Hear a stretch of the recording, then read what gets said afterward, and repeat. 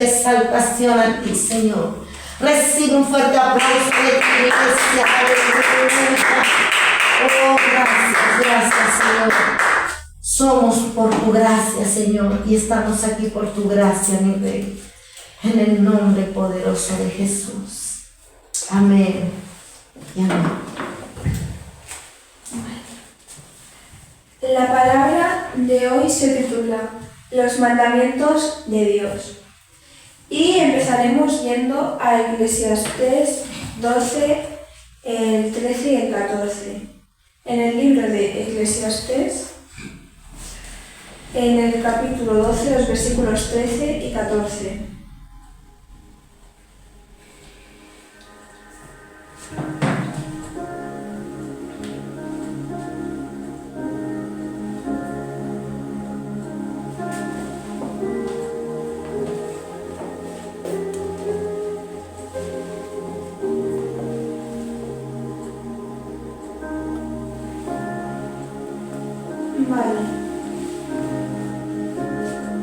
Eclesiastés 12, 13 y 14. Leemos la palabra del Señor en nombre del Padre, del Hijo y del Espíritu Santo. Amén. Dice así la palabra del Señor. El fin de todo el discurso que has oído es: teme a Dios y cumple sus mandamientos. Eso es el todo del ser humano. Porque Dios juzgará toda acción, incluso las ocultas, sean buenas o malas. Primero que todo, tengo apuntada una pregunta, que es: ¿qué es el temor? Pues el temor muchas personas lo pueden llegar a confundir con el miedo, pero en realidad es respeto. Es ese aprecio. Por eso se refiere en muchas partes de la Biblia que dice: teme a Dios. No significa que tengas que tenerle miedo a Dios, que tengas que tener miedo de las consecuencias de todo y pensar que Dios te va a castigar constantemente, sino que tengas ese respeto como el respeto que le tienes a tus padres, que tú los quieres, los aprecias, sabes todo lo que hacen por ti, pero al mismo tiempo tienes ese respeto de no querer hacerlos enfadar, no por las consecuencias solo, sino también porque no te gusta verlos enfadados o decepcionarlos. Porque muchas veces esa es la motivación de un niño cuando ve a sus padres, no querer verlos contentos, orgullosos, que no se decepcionen, que no estén tristes. Pues lo mismo es con Dios. A eso se refiere la Biblia cuando habla de ese temor a Dios. Yo considero que es importante matizarlo.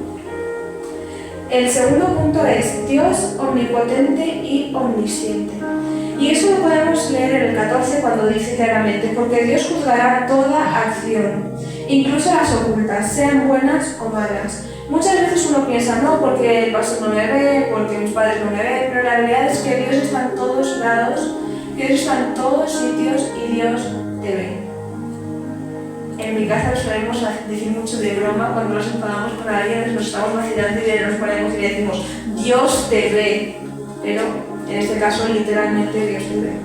Y también, no solo eso, sino que también conoce nuestros pensamientos. Y en eso nos dice que nuestras acciones no son solo los pecados, sino también nuestros pensamientos. ¿Por qué? Porque tú antes de poner algo en práctica, tú primero lo piensas. Y si tú dejas que ese pensamiento siga avivándose en tu mente, aunque tú al principio empieces y digas: no, yo no voy a hacer esto, pero sigues, lo acabas llevando a las acciones. Y lo que empezó como un inocente pensamiento, entre comillas, acaba convirtiéndose en un pecado hecho realidad. Por eso la Biblia nos dice que incluso en el pensamiento ya estás pecando, porque mentalmente tú ya lo has hecho. Y el tercer punto es: ¿qué mandamientos? Porque en el 13 dice: el final de todo el discurso que has oído es: teme a Dios y cumple sus mandamientos. Ese es el todo del ser humano. ¿De qué mandamientos estamos hablando? Pues aquí vamos a tener un ligero momento interactivo entre nosotros. ¿Cuáles son los mandamientos que vosotros conocéis? ¿Señor? ¿Decirlo? Amar al prójimo como a nosotros mismos. Bueno, estamos hablando de los 10 mandamientos como tal. Los No 10 robarás. Mandamientos. ¿No robarás? No cometerás adulterio. ¿No cometerás adulterio? No matarás. ¿No matarás? Honra a tu padre y a tu madre. ¿También? No ¿Tratarás a tu prójimo como a ti mismo? Casi. Es que no me acuerdo. Pero no pasa nada. Buen intento. Pues, para encontrar los 10 mandamientos, iremos al libro de Deuteronomio, en el capítulo 5, los versículos del 1 al 21. Deuteronomio 5, del 1 al 21.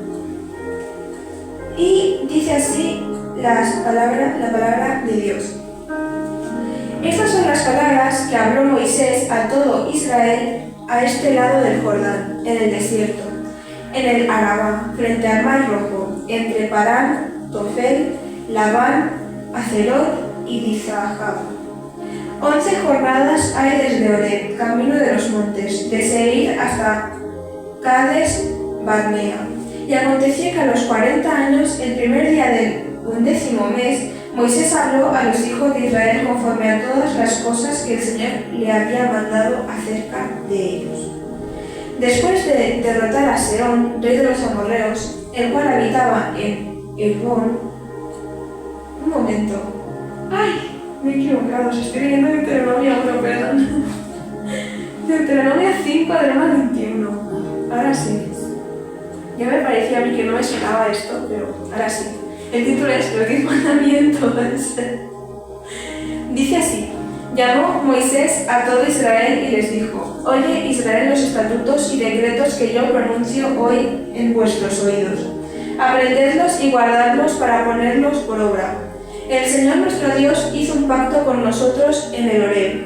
No con nuestros padres hizo el Señor este pacto, sino con nosotros, todos los que estamos aquí hoy vivos. Cara a cara habló el Señor con vosotros en el monte desde el fuego. Yo estaba entonces entre el Señor y vosotros para comunicaros la palabra del Señor, porque vosotros tuvisteis temor del fuego y no subisteis al monte. Él dijo: Yo soy el Señor tu Dios, que te saqué de la tierra de Egipto, de casa de esclavitud. No tendrás dioses ajenos delante de ti. No harás para ti escultura ni imagen alguna de nada que esté arriba en los cielos, ni abajo en la tierra, ni en las aguas debajo de la tierra. No te inclinarás a ellas ni las servirás, porque yo soy el Señor tu Dios, fuerte, celoso, que castigo la maldad de los padres, que me aborrecen en los hijos hasta la tercera y la cuarta generación. Y hago misericordia a millares a los que me aman y guardan mis mandamientos. Este es el primer mandamiento. No tener dioses. Bueno, estos son los primeros dos mandamientos. Uno es no adorar a dioses ajenos, que viene a ser, por ejemplo, un ejemplo que podemos tener ahora es que tenemos la mitología egipcia, que tenían sus dioses egipcios, pues nosotros estaríamos pecando si nosotros adoramos a esos dioses. Y luego el segundo mandamiento, que habla de no cometer ningún tipo de idolatría, que es crear imágenes, adorarlas, servirlas, postrarse a ellas. Y ahí es donde entra a lo mejor la típica crucecita que tienes de Jesús en tu casa, la típica Virgen María, etc. Incluso esos, tú con solo tenerlos y considerar que tienen algún tipo de poder, ya estás teniendo esa idolatría que la misma Biblia nos dice que está mal. No hay que hacerse imágenes ni adorar una imagen creada de Jesús, porque Jesús no habita en esa imagen, Jesús habita en todos nosotros. Si tú realmente quieres buscar a Jesús, pues vas a la iglesia, le oras, pero no te haces una imagen o coges una cruz y dices, Señor, o te coges un rosario tampoco. Seguimos con el 11. No tomarás el nombre del Señor tu Dios en vano, porque el Señor no considerará inocente al que tome su nombre en vano. Este es el tercer mandamiento.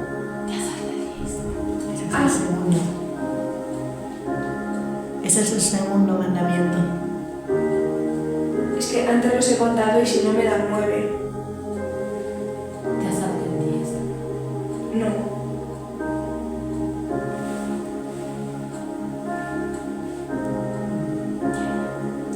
Bueno,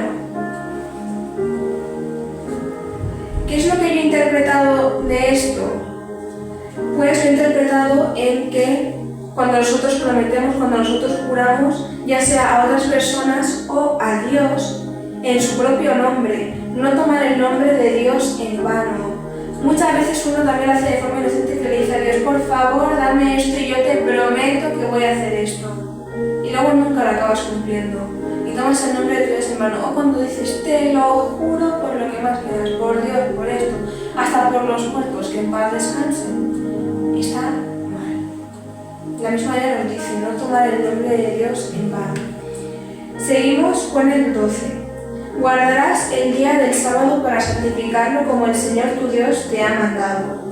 6 días trabajarás y harás toda tu obra, pero el séptimo día es de reposo para el Señor tu Dios. Ninguna obra harás tú, ni tu hijo, ni tu hija, ni tu esclavo, ni tu esclava, ni tu buey, ni tu asno, ni ningún animal tuyo, ni el extranjero que vive dentro de tus ciudades, para que tu esclavo y tu esclava puedan descansar como tú.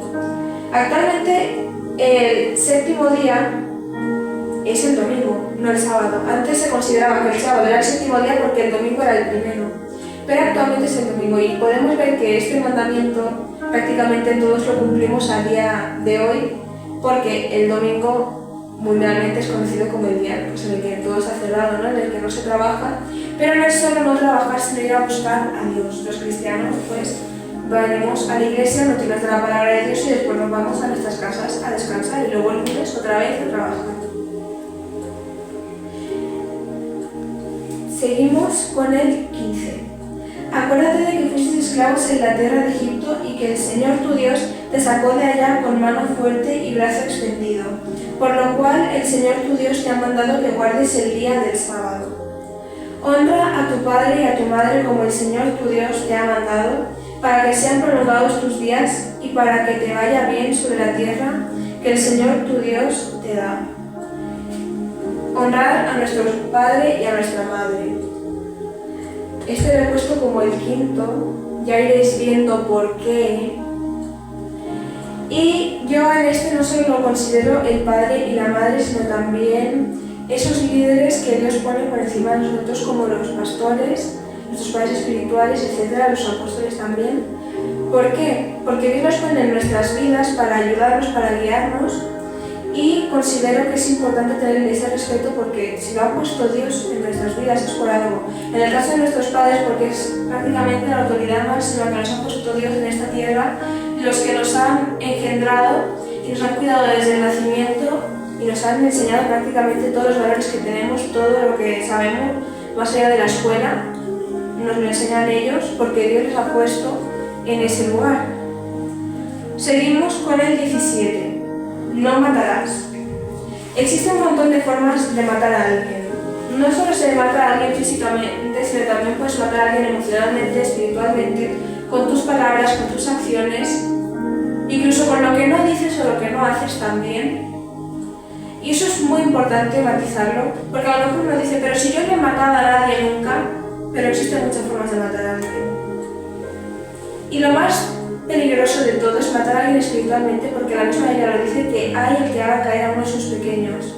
Debemos tener mucho cuidado con esto, porque a lo mejor tú piensas, yo no he hecho daño a nadie, yo no he matado a nadie, pero por culpa tuya alguien se ha ido de la iglesia.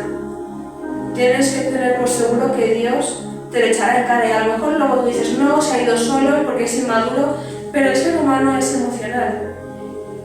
Tú, si le haces mucho daño a alguien, por mucho que vaya a la iglesia buscando a Dios, llegará un momento en el que estará tan incómodo de estar en tu presencia que diga, por mucho que yo venga aquí y no venga por ti, y el simple hecho de que tú estés aquí me incomoda y llegan a irse por eso. Y a lo mejor luego ya no se van de los caminos de Dios, se van a otra iglesia, pero la cuestión es que tú los apartas de Dios. Porque luego van, aunque vayan a otra iglesia, van con esa desconfianza de no me voy a acercar a nadie porque luego pasa lo que pasa, o empiezan a pensar mal de las personas que van, solo por esa desconfianza que tú has generado. Y créeme que Dios luego te lo echará en cara. Nunca has matado a nadie físicamente, pero espiritualmente sí que lo has hecho, y eso es muchísimo peor. Seguimos con el 18. No cometerás adulterio. ¿Qué entra en este apartado? Personas que estén fuera de tu pareja, no tener pareja y juntarte con otras personas, juntarte con la pareja del prójimo. Hay un montón de formas de cometer adulterio y ninguna es buena, todas son pecado y todas están mal. Mancillar el templo del Espíritu Santo, que es nuestro cuerpo. Y en la Biblia nos dice que el único pecado que no se perdona es ir en contra del Espíritu Santo. Y tú yendo en contra de su templo vas también en contra de él. Así que debemos ser muy conscientes porque a veces no nos damos cuenta de las cosas que hacemos o de lo mal que están. No hurtarás. Este yo lo he puesto como el octavo. No dirás falso testimonio contra tu prójimo, que yo lo he puesto como el noveno. Aquí entran las mentiras, el chisme, hablar mal los unos de los otros. Todo eso está mal. Aunque uno lo vea inocente, lo cierto es que para Dios todos los pecados son igual de grandes. Entonces tú piensas, no, yo soy mejor que esta persona porque yo he hecho esto, pero tú estás en chisme, tú estás mintiendo, tú estás hablando mal de otras personas, tú estás pecando. Y por último el 21 que dice, no codiciarás la mujer de tu prójimo, ni desearás la casa de tu prójimo, ni su tierra, ni su esclavo, ni su esclava, ni su buey, ni su asno, ni cosa alguna de tu prójimo. Yo lo he puesto como el 10º, que es no codiciar lo de el otro. Aquí no es solo la mujer, es esa envidia que se tiene ya no es querer ser como, querer aspirar a llegar a ser como esa persona, sino querer ser esa persona, querer tener lo que esa persona tiene, es pecado también. Porque Dios para cada uno tiene lo suyo, y si tú estás deseando lo del prójimo, tú no estás deseando lo que Dios tiene para ti. Y me acuerdo que hubo una historia que me contaba Pastora, que decía que había 2 esclavos. Uno tenía un caballo y venía el segundo esclavo que no lo tenía y iba a uno de los generales que decía, ¿ves ese esclavo de ahí? Tiene un caballo. Iba a chivarse y el general decía, ¿qué quieres? ¿Tú también quieres uno? Y dice, no, yo quiero que se lo quites. Es pecado porque te incita a la maldad, a querer coger por la fuerza lo que no es tuyo, o peor aún, querer que la otra persona lo pierda porque si tú no eres feliz no puedes ser feliz nadie. Nosotros debemos esperar en el Señor porque Dios tiene un propósito para cada cual, tiene bendiciones para cada cual y por eso no debemos estar deseando lo del otro, porque inevitablemente eso lleva a malos sentimientos, a malos pensamientos, inevitablemente a pecado. Y yo lo he puesto así porque es el último. Y como yo lo he puesto, es no seguir a dioses ajenos, no practicar la idolatría, no tomar el nombre de Dios en vano, no jurar, guardar el día de reposo, en este caso el domingo, honrar a tu padre y a tu madre, no matar, no cometer adulterio, no hurtar, no mentir contra el prójimo, no codiciar y no codiciar lo del otro. Pero, no obstante, más allá de esto, hubo algo que cuando yo estaba leyendo Deuteronomio me llamó mucho la atención y eran los versículos del 2 al 4. Y nos vamos a volver a leer. Deuteronomio 5 del 2 al 4, que dice: El Señor nuestro Dios hizo un pacto con nosotros en el Horeb. No con nuestros padres hizo el Señor este pacto, sino con nosotros, todos los que estamos aquí hoy vivos. Cara a cara habló el Señor con vosotros en el monte desde el fuego. ¿Por qué me llama la atención? Porque, para explicarlo, primero vamos a irnos al libro de Éxodo, en el capítulo 20, del 1 al 17. Éxodo 20, del 1 al 17.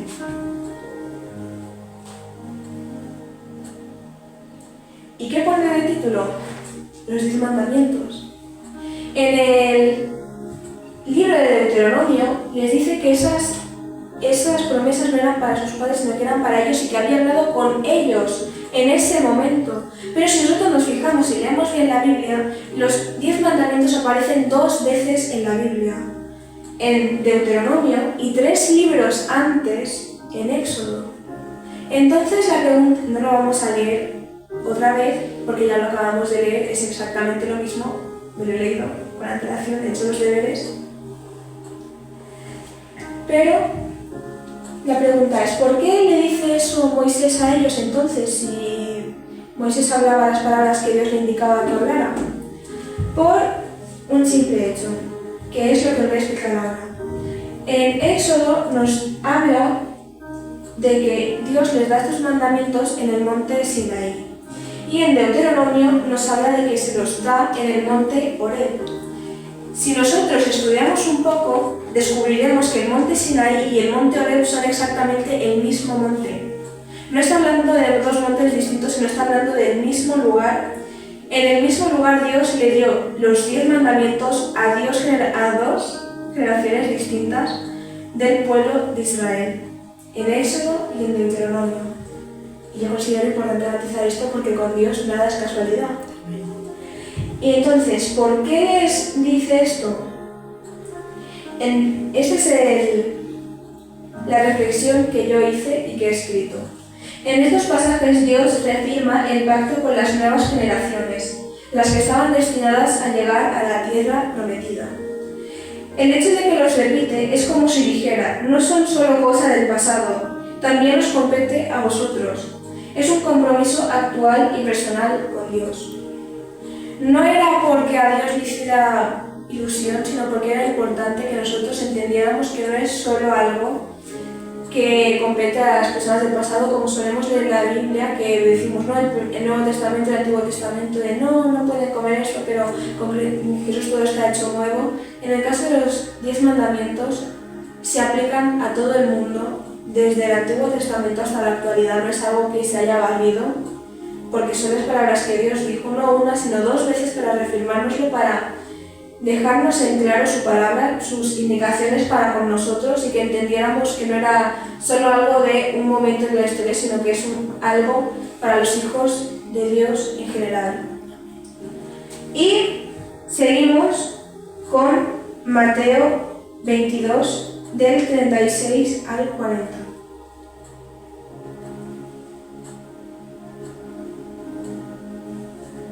Porque otra vez vuelven a cambiar los mandamientos. En Mateo 22, del 36 al 40. Y dice así: Maestro, ¿cuál es el gran mandamiento de la ley? Jesús le respondió: amarás al Señor tu Dios con todo tu corazón, con toda tu alma y con toda tu mente. Este es el primero y gran mandamiento. El segundo es semejante: amarás a tu prójimo como a ti mismo. De estos 2 mandamientos dependen toda la ley y los profetas. Si ahora nos fijamos, aquí que tengo apuntado los 10 mandamientos, según yo, en el primero pone: amarás al Señor tu Dios con todo tu corazón, con toda tu alma y con toda tu mente. Y tú dirás, pero en los primeros 10 mandamientos que hemos leído todos, en ningún momento dice eso. Pero tú, ¿cómo demuestras que realmente amas a Dios? Cuando no sigues a dioses ajenos, cuando no cometes idolatría, cuando no tomas el nombre de Dios en vano, cuando guardas el día santo que Él ha indicado. Prácticamente cuando llevas a cabo todos los mandamientos, porque tú estás respetando las palabras que Dios tiene contigo, que Dios te ha indicado, y tú lo estás haciendo en obediencia a Él, y es un acto de amor a Dios. Y el segundo, que dice: amarás a tu prójimo como a ti mismo. ¿Y cómo haces eso? Honrando a tu padre y a tu madre, no matando, no adulterando, no robando, no mintiendo contra el prójimo y no codiciando lo del otro, porque tú amas al prójimo como a ti mismo. La Biblia no habla de que tú tienes que amarte más que al prójimo, porque si tú te amas más que al resto, es vanagloria. Si tú amas más al prójimo como a ti más que a ti mismo, es idolatría, porque estás idolatrando a otra persona. Pero si tú amas al prójimo como te amas a ti mismo, es ese punto intermedio, ese equilibrio en el que tú dices: no soy mejor que tú, pero tampoco soy peor. Tú y yo estamos al mismo nivel, independientemente de cómo esté tu vida, qué es lo que tú tengas, qué es lo que haya. Tú y yo estamos a la misma altura y nos respetamos como iguales. Y la reflexión que yo tengo aquí dice: si nosotros cumplimos estos 2 mandamientos, automáticamente cumplimos los 10 mandamientos. Amar va mucho más allá de ser un mero sentimiento. Es una decisión, respeto, aprecio, corrección y morir al orgullo. Y esto lo leeremos en 1 Corintios, en el capítulo 13, del 1 al 13.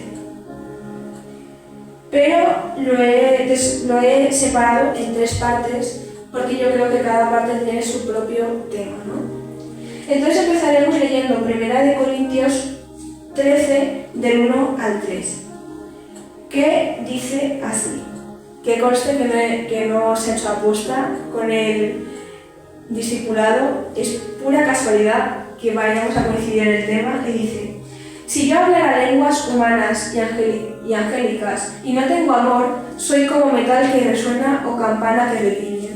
Si yo tuviera profecía y entendiera todos los misterios y todo conocimiento, y si tuviera toda la fe, de tal manera que trasladara los montes y no tengo amor, nada soy. Y si repartiera todos mis bienes para dar de comer a los pobres, y si entregara mi cuerpo para ser quemado y no tengo amor, de nada sirve. ¿A dónde he llevado yo este tema? A lo que se ha dicho en el discipulado, que es la intención. No es solo cómo lo haces, sino el sentimiento que tú tienes cuando lo haces. Y aquí tengo una ligera frase, una pregunta que a mí me hicieron en filosofía, que dice: ¿vale más la intención o el resultado? Porque muchas veces nosotros a lo mejor tenemos una buena intención, pero no sale como esperamos. O en el caso de vamos a poner ahora no sale el nombre, Abel, supongamos que él iba con sus ovejitas, que las iba pastando, que las iba cuidando, y él pues tenía la intención de llevarle a Dios la mejor de todas. Pero en uno de esos paseos, la más gordita, la más joven, la que desde lejos se veía que era la más hermosa, se daña. Él tenía la intención de darle la mejor oveja, pero esa oveja se ha dañado. ¿Vosotros creéis que Dios solo va a ver y va a decir: no, esa oveja está en mal estado, ya de nada sirve? Pues no, él veía que Abel tenía la intención de darle lo mejor que tenía en el rebaño. Y es ahí cuando yo he apuntado: si no hacemos las cosas de corazón, no las hagamos.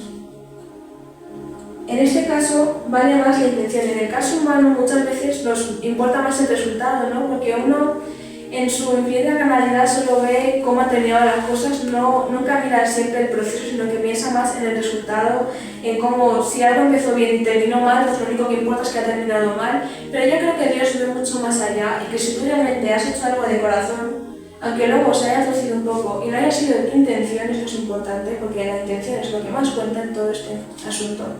Dios lo aprecia. Y eso lo podemos ver como ejemplo a Aarón. Cuando fuimos viendo la Biblia, por desgracia no encuentro el versículo, ellos tenían un protocolo, ¿no? Como sacerdotes que debían llevar las ofrendas, que debían hacerlo todo, pero en uno de estos días uno de los hijos de Aarón se murió. Y a él le indicaron que él no debía hacer luto, que debía seguir con los ritos. Pero él se negó. Y cuando Moisés le preguntó por qué, él dijo: yo no voy a hacer las cosas mal. Yo ahora mismo estoy mal y no le voy a ofrecer eso a Dios. Y esas fueron palabras que a Moisés le parecieron bien. ¿Por qué? Porque no es solo hacer las cosas, porque no es una obligación, debo hacerlo porque hay que hacerlo, sino que es hacerlo de corazón. Aarón no quiso dar una mala ofrenda a Dios porque sabía que no estaba en condición de dar una ofrenda en condiciones. Y eso es lo que nosotros debemos hacer, porque vale más no hacer algo para hacerlo bien después que hacerlo mal desde un principio, porque para Dios lo que importa es ese corazón que nosotros tenemos en él delante. Por eso las ofrendas de Caín no le servían a Dios, porque Caín sí le daba ofrendas, pero no le daba lo que realmente tenía en el corazón, lo que realmente importaba para él, no le daba lo mejor, le daba los legajos que encontraba por ahí. Y eso para Dios no sirve. Por eso hablamos mucho de ello. Hay muchas formas de ofrendarle a Dios, no solo monetariamente, sino también ofrendarle alabanzas, ofrendarle nuestro corazón, ofrendarle nuestro tiempo, ofrendarle. Muchas cosas se pueden ofrendar, pero lo importante al hacerlo es que lo hagamos de verdad, de corazón, de sentimiento. Por eso yo, en algunas ocasiones, cuando me toca a mí la ofrenda, y les digo: si tú no tienes dinero que ofrecer en el alfolí, tú ven y ofrécele a Dios tu corazón, porque lo importante es ofrendarle a Dios lo que realmente sientes, no llenar el alfolí. Seguimos en 1 Corintios 13, del 4 al 8, que nos habla, ahora sí nos habla, de ese amor que hemos visto en Mateo, que dice así: el amor es paciente, es bondadoso, el amor no es envidioso, el amor no es engreído ni orgulloso, no actúa con bajeza ni busca su propio bien, no se irrita ni piensa mal, no se alegra con la injusticia, sino que se alegra con la verdad. Todo lo sufre, todo lo cree, todo lo espera, todo lo soporta. El amor nunca deja de ser, pero las profecías cesarán, desaparecerán las lenguas y el conocimiento se acabará. Nos habla de ese amor que Dios nos enseña, ese que se ve sin defecto y que uno lo piensa y dice, jolín, qué difícil, ¿no? Porque tiene tantas cualidades buenas que el ser humano no tiene, que es como nosotros solo podemos ofrecer lo que tenemos, ¿no? Y eso fue algo que yo entendí, pero muchos años después, porque esto es un pequeño testimonio que no estaba planificado, pero bueno, Dios hace como quiere. Yo tuve una amiga, ¿no? Ella tenía problemas en casa, yo tenía problemas en casa, y ¿qué pasa? Que yo la veía como un refugio, ¿no? Un lugar en el que me podía evadir de mis problemas y dejar de pensar en ello. Entonces, yo había convertido su casa como en mi segunda casa, el lugar en el que me podía relajar y olvidarme de todos los problemas de casa. Y imagino que yo lo mismo en la mía. ¿Qué pasa? Que yo, al menos, yo soy una fiel creyente de que una persona rota rompe. Y pongo el ejemplo del vaso. Una persona es como un vaso que está en perfecto estado hasta que se cae y se hace añicos en el suelo. Luego viene alguien con una buena intención de intentar recogerlo y empieza a coger los pedazos con la mano, pero inevitablemente se acaba cortando. Porque tú no puedes esperar nada más de un cristal roto, más que corte. Y eso es exactamente lo que pasó. Toda esa amistad acabó fatal porque estamos hablando de dos personas que lo estaban pasando muy mal.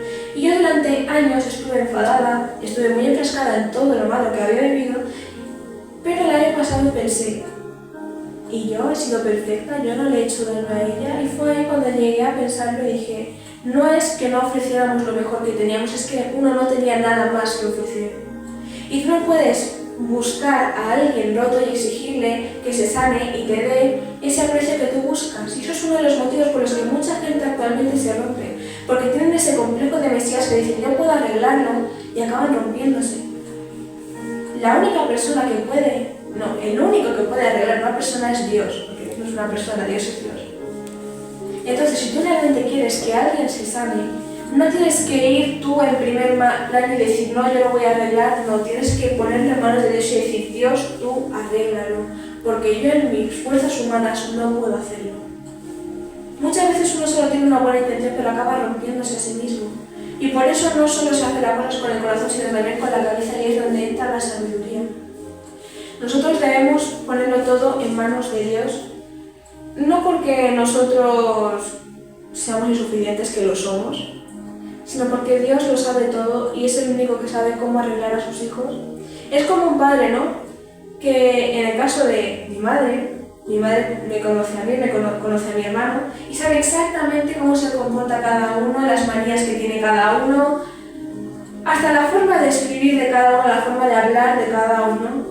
Y también, sabiendo cómo se comporta cada uno, sabe cómo consolar a cada uno. Y Dios, que es el creador de todos, que es el Padre de todos, también lo sabe. Nosotros no, pero Él sí, y por eso lo debemos poner en sus manos, porque solo Él sabe cómo arreglar a alguien que se ha roto, porque Él nos conoce a todos. Amén. Gloria a Dios. Y en el 8, que lo voy a volver a leer, dice, el amor nunca deja de ser, pero las profecías cesarán, desaparecerán las lenguas y el conocimiento se acabará. ¿Alguien puede imaginarse de qué habla este versículo? Yo, cuando lo leí, solo pensé en dos palabras: el arrebatamiento. Cuando el Espíritu de Dios se vaya, porque las profecías cesarán, desaparecerán las lenguas, el conocimiento se acabará. Cuando Dios se vaya de este mundo ya no quedará nada. Y lo único que podemos hacer hasta entonces es seguir compartiendo ese amor que tanto nos da Dios para poder llegar a las almas. Y por último, leeremos en 1 Corintios 13, del 9 al 13, que dice, porque en parte conocemos y en parte profetizamos. Pero cuando venga lo perfecto, entonces lo que es en parte se acabará. Cuando yo era niño, hablaba como niño, pensaba como niño, razonaba como niño. Pero cuando me hice un hombre, dejé lo que era de niño. Ahora vemos de forma borrosa como en un espejo, pero entonces veremos cara a cara. Ahora conocemos en parte, pero entonces conoceré tal y como soy conocido. Ahora permanecen estas tres cosas: la fe, la esperanza y el amor. Pero la más importante es el amor. Yo creo que estas últimas palabras también nos hablan del arrebatamiento, porque habla de un conocimiento limitado, ¿no? Y en este caso el ser humano, yo creo fielmente en ello, personalmente, el ser humano no está hecho para poder entender la magnitud de todo lo que nos rodea, porque o nos volvemos locos o nos empezamos a apartar del Señor buscando más y más información cuando la realidad, y justamente es eso, es que el único que lo conoce todo es Dios, y es como te apartas de la fuente de información buscando información. Irónico, ¿no? Pero es cierto. Y también cuando dice yo era niño, hablaba como niño, pensaba como niño y razonaba como niño, pero cuando me hice un hombre dejé lo que era de niño. Y como ha dicho la pastora, en el discipulado muchas veces nosotros nos acomodamos a ser niños y no queremos crecer. Y esto lo puedo decir personalmente porque yo me acuerdo que cuando era pequeña apreciaba mucho la infancia, ¿no? Y yo sabía que la infancia en algún momento se iba a acabar. Lo llevaba pensando, creo que desde cuarto de primaria, 2 años para entrar al instituto, y yo estaba pensando en eso de que uno crece, tiene que madurar, se acaba el tiempo y cada uno entra en una etapa, ¿no? Pero yo me quería aferrar. Yo decía, pues yo quiero disfrutar de mi infancia lo máximo que pueda antes de que se acabe. Y yo me aferré. Llegué a los 13, seguí aferrando a mi infancia, llegué a los 14, a los 15. Yo creo que no llegué a madurar hasta los 17. No empecé a madurar, mejor dicho, porque yo me aferraba a ese sentimiento y también quería que se me transmitiera así, ¿no? Entonces yo llegaba a tener constantemente esa imagen inocentilla de pequeña, a pesar de que iba creciendo, porque me seguía aferrando a lo poco de infancia que tenía, porque yo todavía creía que me podía aferrar un poco más a mí. Luego yo lo pienso un poco y creo que me daba miedo crecer, porque estaba muy enganchada a que no me gustaban los cambios. Nunca me han gustado los cambios, y yo por solo pensar que las cosas en algún momento iban a cambiar, no me gustaba. Yo luego lo recordaba y pensaba, es que algo no me cuadra porque no está donde debería estar. Pero yo me di cuenta de que formaba parte de la vida, al igual que equivocarse, y que tarde o temprano tienes que crecer. Por suerte eso era antes, no ahora. Que no me hace gracia, pero ¿qué vamos a hacer? No voy a volver a ser una niña de 5 años. Lo único que podemos hacer es aprovechar el tiempo que tenemos, vivir la vida que tenemos en el hoy, pero sin olvidar que el día de mañana tendremos que crecer también. Y este versículo nos lo dice, pero cuando me hice un hombre, dejé lo que era de niño. Y eso no es solo algo físico, que también da miedo, pero es lo que toca. A todos nos toca pasar por ello, todos lo vivimos de forma diferente también, pero yo creo que a todos nos asusta. Y es triste a las personas a las que no les asusta, porque yo veía que a mi alrededor todos querían crecer muy rápido. Todos querían crecer muy rápido. O sea, yo me crecí en una ciudad y de ahí me fui al pueblo. En las películas suelen decir que en la ciudad los niños están espabilados y que en el pueblo los niños están muy atrasados. Pero la realidad es que cuando yo estaba en la ciudad, yo jugaba con mis amigos en el patio. Estuve ahí desde primero de primaria hasta quinto de primaria, yo jugaba con ellos en el patio. Cualquier videojuego que veíamos o serie que veíamos la convertíamos en un juego en el patio y nos lo pasábamos genial.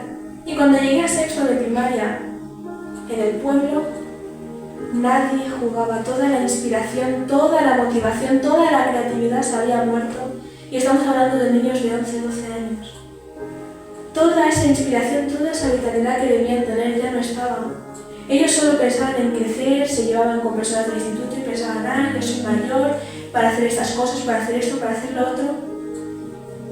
y todo se había acabado. Y llegaban al instituto y ya no tenían metas, ya no tenían sueños porque ya no eran niños, ya no tenían esa creatividad, ya no tenían esos sueños, esas esperanzas de querer crear un cohete y llegar hasta la luna. Ya no estaba eso. Y estamos hablando de niños pequeños porque para mí, que ahora he crecido, para mí esos son niños. Entonces yo viendo eso no lo entendía, yo pensaba, pues aprovecharé mi infancia.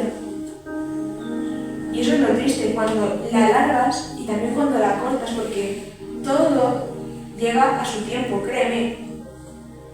Y cuando crezcas y veas que toda tu infancia ya se ha acabado, que ya no puedes ir atrás, uno llega a arrepentirse, ¿no? Y piensa, me hubiera gustado ser niño más tiempo, pero es que cuando eras un niño decidiste dejar de serlo.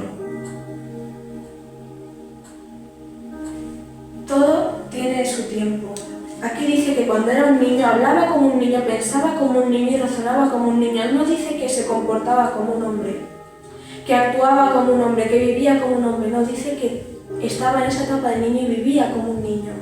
Y que luego cuando llegó a la etapa de hombre dejó lo que era de niño y empezó a convertirse en un hombre.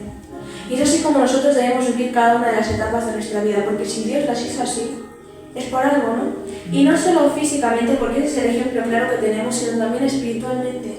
No podemos quedarnos estancados espiritualmente tampoco, porque cuando uno llega nuevo a los caminos del Señor es un bebé. Es como volver a nacer de nuevo y empiezas de cero, pero tienes que crecer.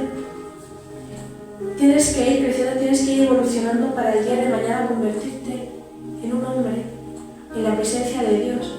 Que Dios no te vea como un niño pequeño al que hay que explicárselo todo como si fuera tonto, sino que Dios pueda hablarte cara a cara como hablaba con Moisés. Porque a Moisés no se lo tenía que explicar todo, solo le decía, dile al pueblo de Israel esto, esto y esto. No tenía que decirle a Moisés, verás, hoy toca papilla, hoy toca jugar. Te lo voy a explicar todo y empieza, tienes que obedecer a tus padres porque esto, porque lo otro. No, le decía, honrar a tu padre y a tu madre. Y Moisés ya lo entendía porque ya tenía la capacidad suficiente. Si tú te niegas a crecer espiritualmente, te quedarás estancado y verás como todo el mundo crece y tú no. Y eso también te acabará afectando, tarde o temprano. Y eso me recuerda a una alabanza que me gusta mucho de Marcos Yaroide, que es la de alcanzar el cielo, que dice, tienes alas, no puedes quedarte ahí, tienes que volar, tienes que moverte, tienes que seguir. Como con los dones que nos da Dios, no puedes esconderlos bajo tierra y dejarlos morirse. Tienes que hacer que fructifiquen, tienes que usarlos, porque Dios te los ha dado para algo. Si Dios te ha dado alas, no puedes vivir la vida caminando, y eso me recuerda también a una frase que leí que me gustó mucho, que lo podemos aplicar a nuestra vida diaria. Tú ves a un pájaro, ¿no? Ellos están diseñados para volar, pero siempre se acaban posando en el suelo, ¿no? Y tú ves como los pájaros, sin miedo, llegan a un árbol y se plantan en una rama. ¿Tú crees que ellos tienen miedo de que la rama se rompa? ¿Que en algún momento se quiebre y ellos se caigan? Pues claro que no. Porque ellos no ponen sus esperanzas en la rama, ponen sus esperanzas en sus alas, porque saben que si esa rama se rompe, sus alas les van a salvar de caerse. Y así debemos ser nosotros también. No tener nuestra mente puesta en las adversidades y las dificultades, sino ponerlas en Dios. Dios es esas alas que nosotros tendríamos para los pájaros. Porque tú sabes que si esa rama se rompe, que si esa dificultad se complica, Dios te va a evitar de caerte. Y en el 13, que es el último, dice, ahora permanecen estas tres cosas, la fe, la esperanza y el amor. Pero la más importante es el amor. ¿Caín creía en Dios? Sí. ¿Tenía fe en Dios? Sí. ¿Tenía esperanzas en Dios? También. ¿Tenía amor en Dios? No. Y eso fue lo que le condenó. Porque si realmente hubiera amado a Dios, le hubiera dado lo que realmente tenía de corazón, habría tenido algo en el corazón para empezar, para dárselo a Dios, y se lo hubiera otorgado y hubiera podido ser salvo, pero en vez de eso, acabó teniéndole envidia a Abel porque no podía entenderlo. Si tú no se lo das todo completamente a Dios y no sientes ese amor genuino por Dios, de nada te sirve, nada de lo que hagas, porque nunca lo harás de corazón. Y eso es lo más triste. Esta es la palabra que tenía para hoy. Perdón si suena como un sermón, pero yo no iba... A mí me gusta decir lo que uno quiera escuchar, porque yo sé que este mensaje no tiene que llegar solo a personas que conocen del Evangelio, sino a personas que no lo conocen, así que es importante mencionar todos los puntos en las síes, todas las comas y todos los puntos y todos los espacios, porque uno se puede llegar a pensar que solo es lo que te han dicho y ya está, pero la realidad es que hay mucho más, como cuando dicen todo obra para bien a quien obedece a Dios. Tenemos que hablarlo todo bien para que cuando llegue alguien nuevo no se confunda. Eso es lo que yo pienso, porque si tú no le dices a la gente las cosas a la cara, luego se pueden confundir, luego te dirán, ¿por qué no me hablaste? Es como, tristemente, iglesias en las que solo se habla de prosperidad, solo se habla de ser bendecido. La realidad es que también hay que hablar de obediencia, de las consecuencias del pecado, hay que hablar de todo lo que realmente te habla la Biblia, porque si no, las personas que vengan nuevas corres el riesgo de contaminarlas. Y como ya hemos dicho, hay del que haga caer a uno de los pequeños de Dios. Y yo creo que ahí también entran todos los que buscan de Dios, aunque sean nuevos, aunque no conozcan realmente, porque si tú contaminas su camino, luego ¿qué esperas que pase? Si tú empiezas con algo dañado, como suele decir la Biblia, que un poco de levadura daña toda la masa. Así que seamos conscientes y hablemos con claridad para que incluso el niño pequeño, el neófito, pueda entender de qué estamos hablando. No como los médicos que te empiezan a soltar todos los tecnicismos habidos y por haber, que sí, te los has estudiado, pero no significa que tienes que usarlos con alguien que no sabe medicina. Tienes que decirlo de una forma sencilla para que ellos también puedan entender de qué estás hablando. Y lo mismo con la palabra de Dios.